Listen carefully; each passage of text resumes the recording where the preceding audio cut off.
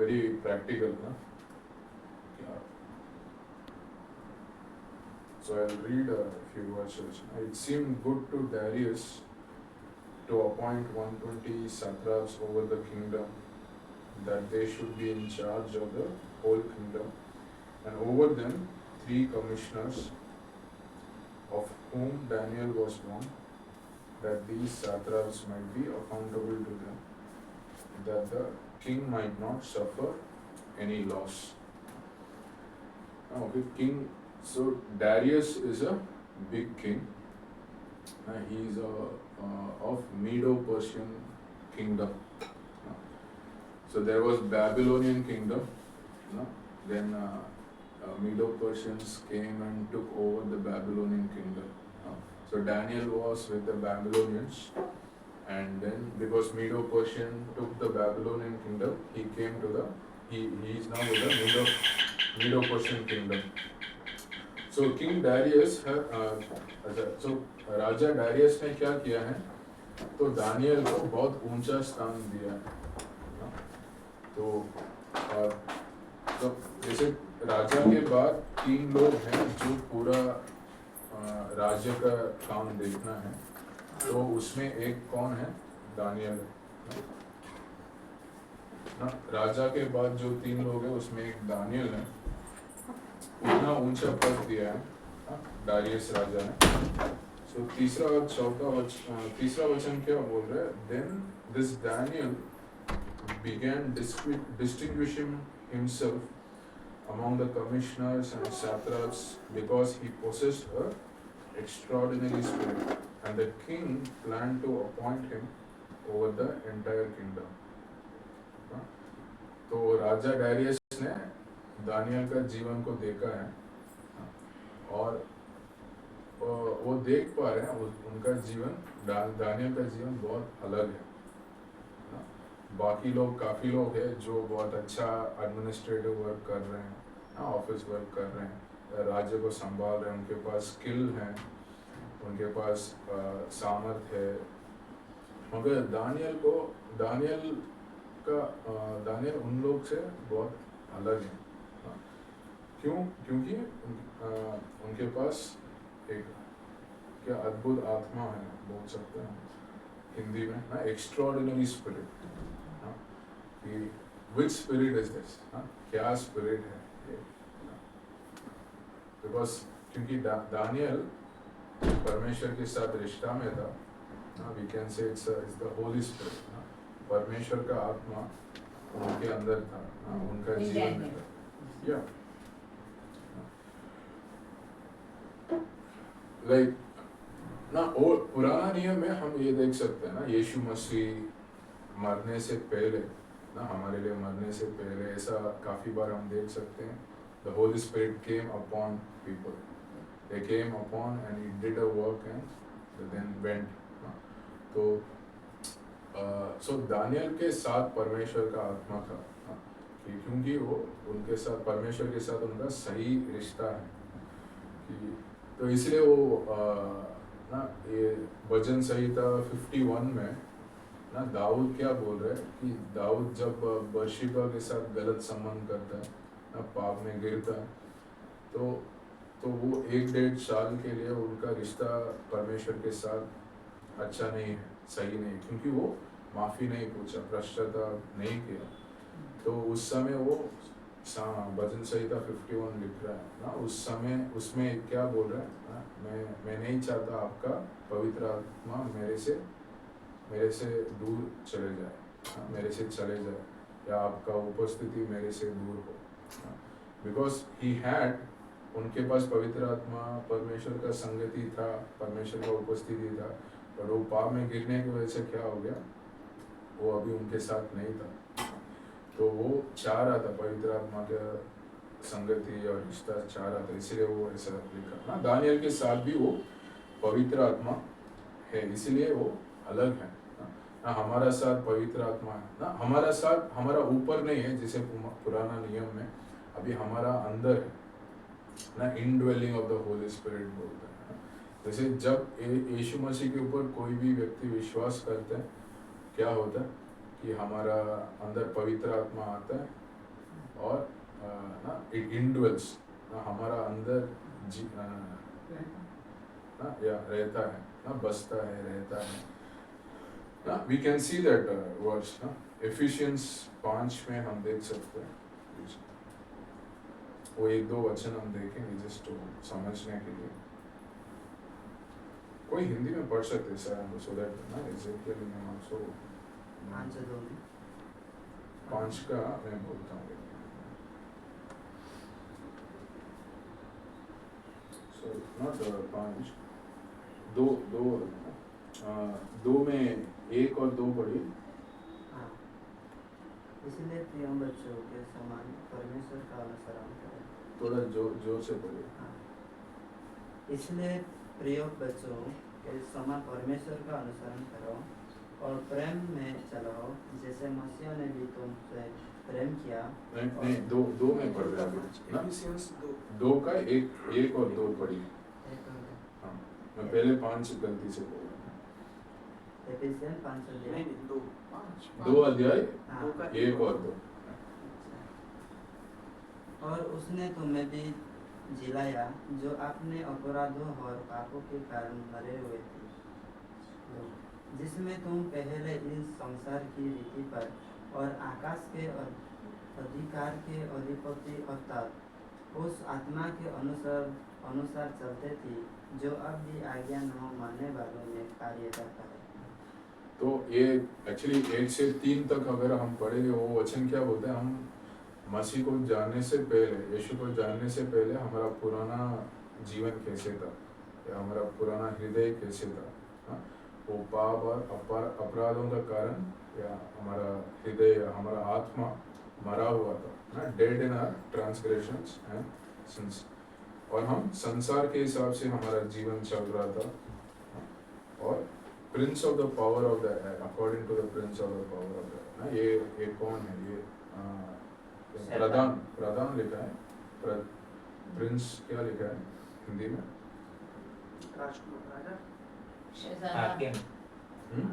हाकिम तो एक राजा या हाकिम ना हु हैज अथॉरिटी उसके पास अधिकार है ये संसार का कौन है शैतान ना शैतान के अनुसार और संसार के अनुसार हम चल रहे थे और परमेश्वर के विरुद्ध क्या है डिसोबीडियंस हम आज्ञा पालन नहीं कर रहे हमारा हृदय के अनुसार वैसे थे और 4 और 5 पढ़ी। इसमें हम भी सबके सब पहले अपने शरीर को लालसाओं में दिन बिताते थे और शरीर और मन की मनसाहें पूरी करते थे और अन्य लोगों के समान स्वभाव ही से क्रोध की संतान थे। परंतु परमेश्वर ने जो दया का धनी हो अपने उस बड़े प्रेम के कारण जिससे उसने हमसे प्रेम किया।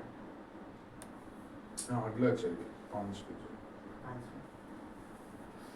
जब हम अपराधों के कारण मरे हुए थे और हमें मसीह के साथ जिलाया अनुग्रह ही तुम्हारा उद्धार हुआ है।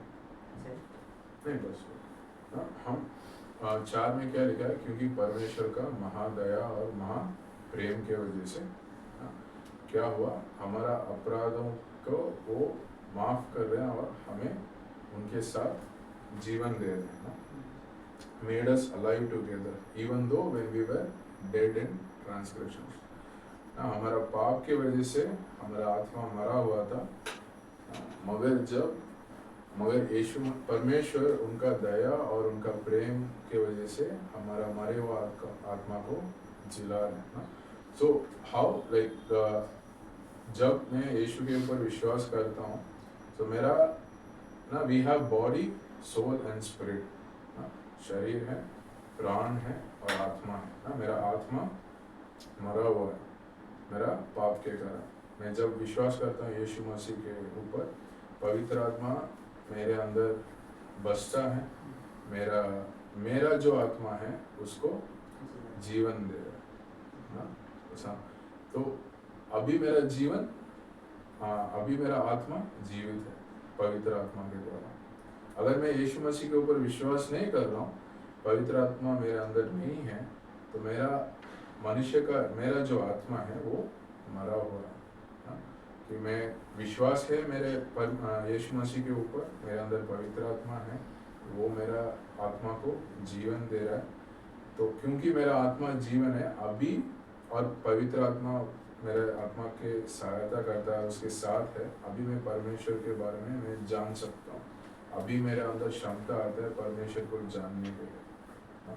अगर मैं विश्वास नहीं कर रहा हूँ, मेरे अंदर क्षमता नहीं है परमेश्वर को जानने के लिए, मुझे मतलब इंटरेस्टिंग नहीं लगता, या ना मेरे पास विश्वास नहीं होगा जो परमेश्वर का बात के ऊपर। तो यही पवित्र आत्मा दानियल के पास है ना? और वो जब हमारे अंदर पवित्र आत्मा है, हम जब संसार का लोग का कैसे दिखेंगे, अलग दिखेंगे हाँ? उनके जैसे नहीं है हमारा, हम जो बात कर रहे हैं, हम जो सोच रहे हैं, हम जो कार्य कर रहे हैं ना, तो वही राजा डायरियस ने और काफ़ी लोग जो उनके दानियल के नीचे है या साथ में काम कर रहे हैं, वो देख रहे हैं ना, एक्स्ट्राऑर्डिनरी स्पिरिट। और उस वजह से राजा क्या योजना कर रहे थे, he wanted to appoint him over the entire kingdom ना, कि ये हम जोसेफ का जीवन में भी हम देख रहे हैं। पोटीफर देख रहा था उनका जीवन को, पोटीफर अपना पूरा ना घर का सब अधिकार उसके पास दे दिया देखने के लिए, क्योंकि he saw that lord was with him. Joseph jail पे गया, जेल कीपर, जेल का वार्डन क्या कर रहा है, वो भी जोसेफ का जीवन देख रहा है, उसके पास अधिकार दे रहा है, तुम मुझे हेल्प करो, संभालो। Then God then took him to the palace। तो हमारा जीवन में पवित्र आत्मा है, तो हमारा जीवन अलग होगा, क्योंकि पवित्र आत्मा जो लीड करेगा, डायरेक्ट करेगा, उसको आज्ञा पालन करके हम हमारा जीवन जिएंगे, हमारा जीवन अलग दिखेगा संसार में। दानियल 6 है क्या आपके, आप हिंदी में हम पढ़ सकते हैं? दानियल 6 में वचन 4 और 5। और है पिता हो, अपने बच्चों के दृश ना दिला हो, परंतु प्रभु की दानियल हाँ, वही विषयों में है। दानियल 6, 4 और 5। तब अध्यक्ष और अधिपति राज कार्य के विषय में दानियल के विरुद्ध दोष ढूंढने लगे, परंतु वह विश्वास योग्य था और उसके काम में कोई भूल व दोष न निकला, और वे ऐसा कोई अपराध या दोष न पा सके। तब वे लोग कहने लगे, हम उस दानियल के परमेश्वर की व्यवस्था को छोड़ और किसी विषय में उसके विरुद्ध कोई दोष न पा सकेंगे। तब वे अध्यक्ष और अधिपति राजा के पास उतावली से आए और उससे कहा, हे राजा दारा, तू युग युग जीवित रहे। बस हम 4 और 5 हम देख रहे हैं। इसमें क्या लिखा है कि ये जो दानियल के साथ है ना, तीन कमिश्नर है, उसमें एक दानियल है, बाकी 2 कमिश्नर है उनके साथ है वो, और 120 ना सात्राप्स लिखा है ना, ये लोग भी, ये कमिश्नर लोग के नीचे हैं, ये भी बड़ा पद में है। ये सब मिल के दानियल को कैसे हम ये पद से निकाल सकते हैं ना, वो सोचे, उसके लिए वो योजना बना रहे हैं ना। तो हर चीज़ ढूंढ रहे हैं कि जैसे कभी कभी हम कंपनी में ऑडिट होता है, ऑडिट फाइनेंशियल ऑडिट होता है, टेक्निकल ऑडिट होता है।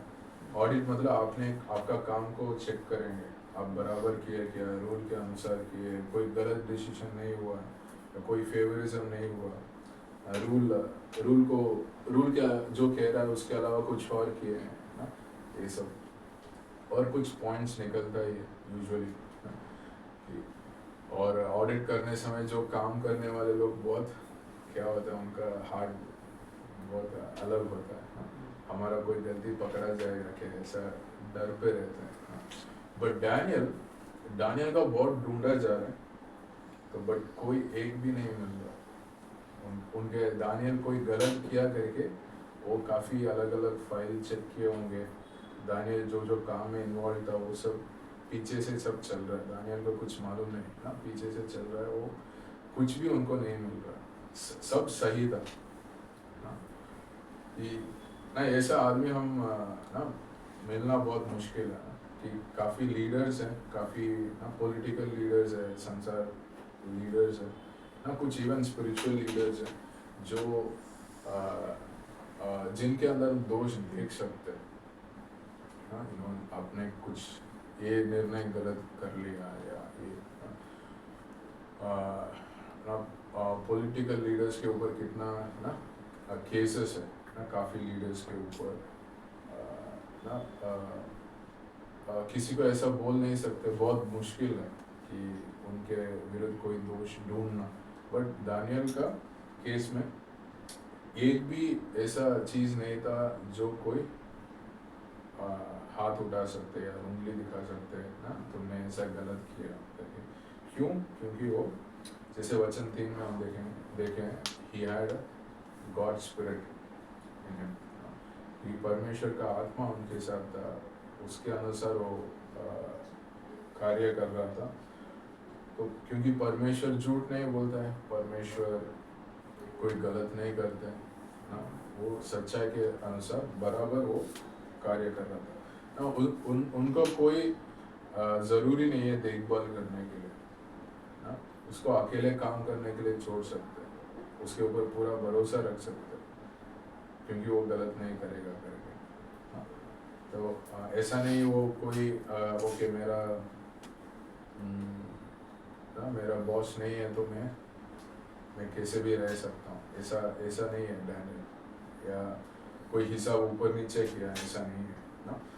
तो फिर उन्होंने क्या योजना की कि ये अपना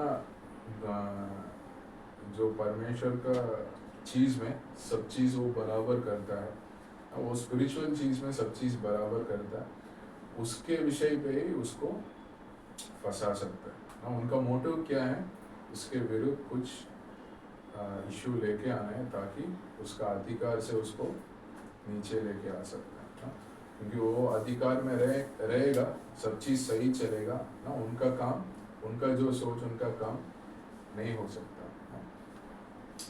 तो हाँ, अभी 6 पढ़ेंगे, अभी 6, 7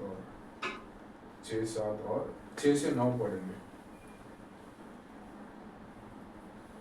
कोई हिंदी में पढ़ सकते हैं? तब वे अध्यक्ष और अधिपति राजा के पास उतावली से आए और उससे कहा, हे राजा दारा, तू युगानुयुग जीवित रहे। राज्य के सारे अध्यक्षों ने और हाकिमों, अधिपतियों, न्यायियों और गवर्नरों ने भी आपस में सम्मति की है कि राजा ऐसी आज्ञा दे और ऐसी कड़ी आज्ञा निकले कि 30 दिन तक कोई हे राजा तुझे छोड़ किसी और मनुष्य या देवता से विनती करे, वह सिंहों की मान में डाल दिया जाए। इसलिए अब हे राजा ऐसी आज्ञा दे और इस पत्र पर हस्ताक्षर कर, जिससे यह बात मादियों और फरीसियों की अटल व्यवस्था के अनुसार अदल बदल ना हो सके। तब दारा राजा ने उस आज्ञा पत्र पर हस्ताक्षर कर दिए।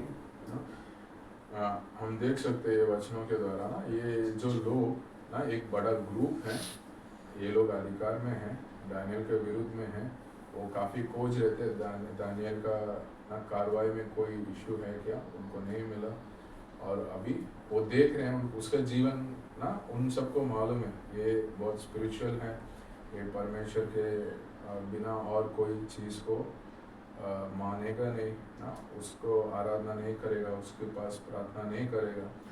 तो उसी हिसाब से उन्होंने अपना चालाकी से एक योजना बनाया ना। उन्होंने क्या और वो ऐसे राजा के पास लेके आ रहे हैं कि वो एक्चुअली क्या बोल रहे हैं, अब राजा डायरियस को परमेश्वर के जगह पे 30 दिन के लिए रखने जैसा, सब आपका ना, आपके अलावा और किसी और को आराधना या प्रार्थना करेंगे, उनको क्या करेंगे, लायंस डेन में डालेंगे, मतलब बेसिकली वो उनको मारेंगे। और उसमें जब साथ में देखेंगे सब लोग के साथ ना, सब कमिश्नर, सब सत्राप्स के साथ हम मिलजुल के बात कर लिए करके बोलते जो झूठ है, क्योंकि दानियल के साथ उन्होंने कंसल्ट नहीं किया। दानियल को पता ही नहीं चला ऐसा बात चल रहा है। मतलब उनका कार्य में क्या है, झूठ है, वो हम देख पा रहे हैं। और ये मीडिया और क्वेश्चंस का जब वो कोई ऑर्डर निकालता है वो चेंज नहीं कर सकते हैं या उसको वापस नहीं ले सकते। एक बार उन्होंने साइन किया वो होगा ना, उसी हिसाब से करेंगे करके वो राजा को बोल रहा है। मतलब ऐसे लेके आ रहा है राजा के पास, सबसे बात कर लिया हाँ, सब लोग आपके बिना किसी और को अगर प्रार्थना करेंगे उनको लायंस डेन में डालेंगे। तो ऐसे लेके आ रहा है, राजा को खुशी लगेगा, अरे मैं सबसे पहला हो गया सबके लिए हाँ, कोई किसी और के पास नहीं जाएंगे, मेरे पास ही प्रार्थना करेंगे। तो वो साइन किए ना, लास्ट ये 10वां वचन देखेंगे। जब दानियल को मालूम हुआ कि उस पत्र पर हस्ताक्षर किया गया है, तब वह अपने घर में गया, जिसकी उपरोटी कोठरी की खिड़कियां यरूशलेम के सामने खुली रहती थी, और अपनी रीति के अनुसार जैसा वह दिन में 3 बार अपने परमेश्वर के सामने घुटने टेक कर प्रार्थना और धन्यवाद करता था, वैसा ही तब भी करता रहा। जब उन पुरुषों ने उतावली से आकर दानियल को अपने परमेश्वर के सामने विनती करते और गिड़गिड़ाते हुए पाया, सो वे राजा के पास जाकर उसकी राज आज्ञा के विषय में उससे कहने लगे, हे राजा, क्या तूने अपने आज्ञा पत्र पर हस्ताक्षर नहीं किया कि 30 दिन तक कोई तुझे छोड़ किसी पर मनुष्य या देवता से विनती करेगा, वह सिंहों की मांद में डाल दिया जाएगा। राजा ने उत्तर दिया, हाँ, मादियों और फरीसियों की अटल व्यवस्था के अनुसार यह बात स्थिर है। तो 10 में हम क्या देख रहे हैं, तो दानियल को बाद में पता चला ऐसा एक आज्ञा राजा से निकला हुआ है, और उसको मालूम है जैसे ना मीट्स और क्वेश्चन ना, इन लोग का जब कोई आज्ञा निकलेगा वो वापस नहीं कर सकते। तो और फिर भी अभी क्या है उसका, अगर वो लोगों के सामने प्रार्थना करेगा तो क्या होगा, उसका 30 दिन में कोई भी देख ले वो प्रार्थना करते हुए, तो उसको कहाँ पे वो लायंस डेन में डाल सकते हैं। वो उसका मतलब क्या है, वो प्रार्थना करते हुए कोई देखेगा उसका जीवन का ना वो मर सकता है। तो फिर भी वो दानियल क्या करता है, डरता नहीं है हाँ? तो वो राजा का आज्ञा मानना है, ऑनर करना है, मगर दानियल राजा के ऊपर परमेश्वर को रखा है हाँ?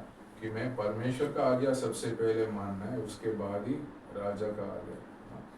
अब वो हमारा जीवन में भी ऐसा है कि कोई आज्ञा बोल रहे हैं, अगर वो परमेश्वर का वचन के विरुद्ध आ रहा है तो फिर मैं किसका आज्ञा पहले मानना है, परमेश्वर का आज्ञा को मानना है कि हाँ, कोई मुझे बोल रहा है किसी को झूठ बोलने के लिए, कोई ऐसा हो सकता है मेरे ऊपर कोई है जो बोल रहा है झूठ बोलने के लिए ना, मेरे बॉस या मेरा हायर अथॉरिटी ना, तो कोई गलत काम करने के लिए बोल सकता है ना, कि तो अभी उस ना नहीं किया तो ऐसा कॉन्सिक्वेंस होगा ना, क्या थ्रेटन कर सकते हैं, धमकी बोलना, धमकी दे सकते हैं।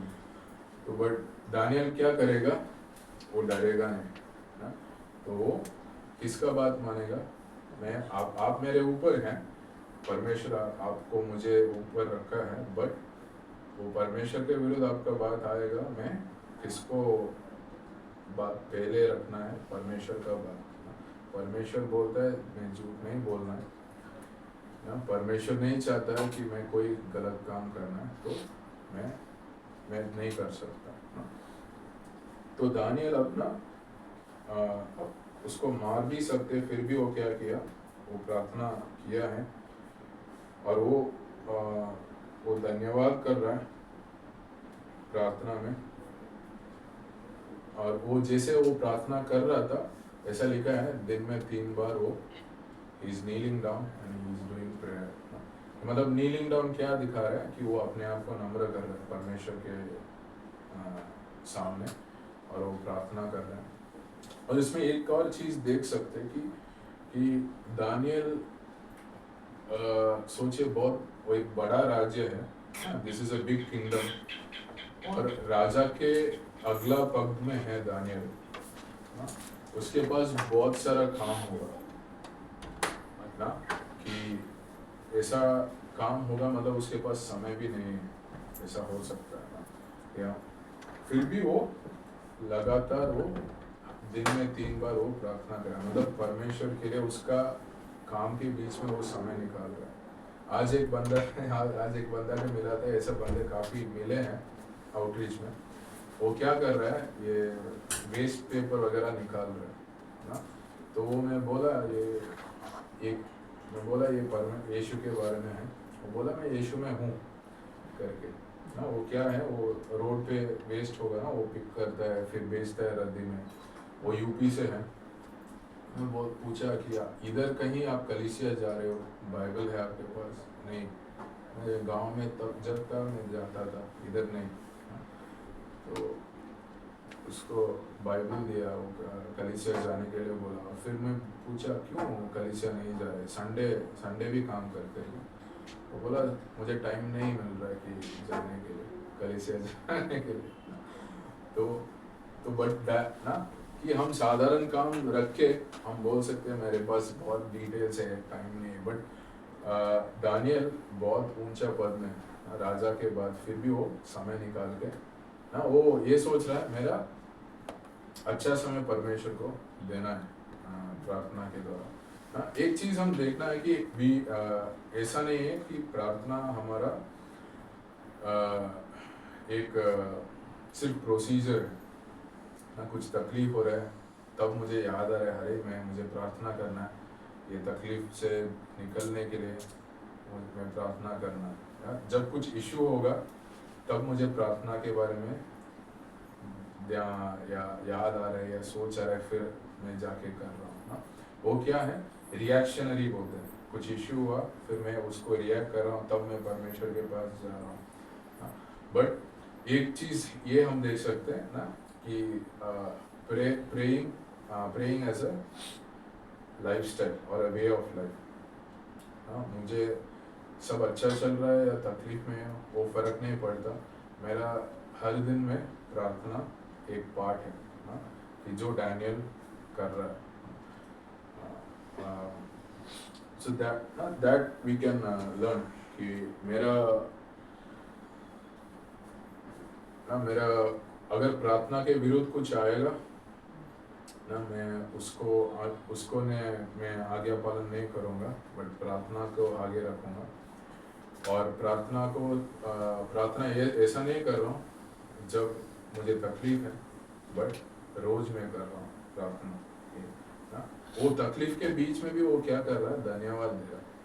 पास्टर शायद बार बार वो प्रचार करते हैं धन्यवाद रहने के बारे में, कि हम धन्यवाद रहना कि, और कष्ट के बीच में धन्यवाद रहना, और आसान नहीं है, बट क्या करता है वो परमेश्वर का आदत दिखाता है, परमेश्वर के ऊपर जो विश्वास है वो दिखाता है। जब कष्ट चल रहा है फिर भी मैं धन्यवाद बोल रहा हूँ परमेश्वर को, और मेरा हार्ट को, मेरे हृदय को सुरक्षित रखता है। मैं अगर मेरा जीवन में धन्यवाद रहूँगा तो, अगर मैं जीवन में कंप्लेंट्स, कुछ इश्यूज उसके बारे में सोच रहा हूँ, बात कर रहा हूँ, मेरा हार्ट अच्छा नहीं रहेगा, मतलब मेरा हार्ट सिक हो सकता है, साइकोलॉजिकली मेंटली तकलीफ में आ सकता है। बट मैं कष्ट के बीच में धन्यवादित रहूँगा, मैं I will have a healthy heart, healthy mind, और वो मेरा परमेश्वर के ऊपर डिपेंडेंसी और फेथ दिखा रहा है। ठीक है, सो विल एंड हियर। तो मैं कुछ पॉइंट्स लिख लेता हूँ बोर्ड में, जिसके लिए प्रार्थना कर सकते, तो हम प्रार्थना कर सकते, इसके लिए प्रार्थना कर सकते।